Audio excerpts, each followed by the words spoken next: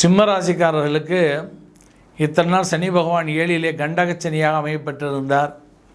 இப்பொழுது அஷ்டம சனியாக ஆகியிருக்கிறார். இந்த கண்டகச்சனி அஷ்டமசனி ரெண்டுக்கும் என்ன வித்தியாசம் என்று சொன்னால், கண்டகச்சனி இத்தனை நாள் தொடர்பு கொள்ளக்கூடிய நபர்களிடத்திலே ஒரு மன ஸ்தாபங்களும் அதனால் எல்லோரும் ஒரு விரோத மனப்பான்மையுடன் இருக்கப்பட்டிருப்பார்கள்.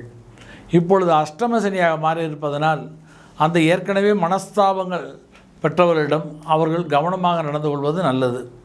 இல்லை என்றால் மேலும் மனஸ்தாபங்கள் அதிகரித்து அது சத்ருபாதைகளாக மாறுவதற்கு வாய்ப்புகள் உண்டு.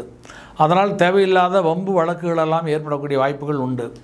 இவர்கள் உடல்நிலையிலே அக்கறை கொள்வது காலகட்டத்திலே ரொம்ப நல்லது. ஏனென்று சொன்னால் சனி பகவான் 6-7 குடையவன், 6ஆம் இடம் ருணரோக சத்ருஸ்தானமாக இருப்பதனால் அவர்கள் உடல்நிலையிலே அக்கறை கொள்வது நல்லது.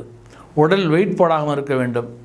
மேலும் அவர்கள் கடன் வாங்குகின்ற பொழுது சற்று யோசித்து வாங்க வேண்டும்.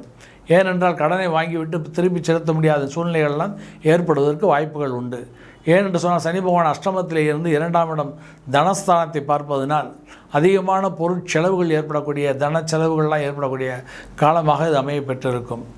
மேலும் சனி பகவான் அஷ்டமத்திலிருந்து தொழில் ஸ்தானத்தை பார்ப்பதனால் தொழிலிலே பிரச்சனைகள் ஏற்படுவதற்கு வாய்ப்புகள் உண்டு. தொழிலே லாபங்கள் இல்லாமல் நஷ்டங்கள் ஏற்படுவதற்கு வாய்ப்புகள் உண்டு. எனவே காலகட்டத்திலே சிம்மராசிக்காரர்கள் வியாபாரம் செய்வர்களாலும் தொழில் செய்வர்களாலும் சற்றே கவனமாக செய்ய வேண்டும். தன விஷயத்திலே கொஞ்சம் கவனமாக இருக்க வேண்டும். குடும்பத்தில் உள்ள உறவினர்களிடம் நல்ல ஒரு அந்யோன்யமான உறவை காப்பாற்றப்பட வேண்டும். மேலும் இந்த சிம்மராசிக்காரர்கள் முக்கியமாக தங்களுடைய உடல்நல விஷயத்திலே அக்கறையாக எடுத்துக்கொண்டால் இந்த சனி பயிற்சி அவர்களுக்கு நல்ல பயிற்சியாக அமையப்பெற்றிருக்கும்.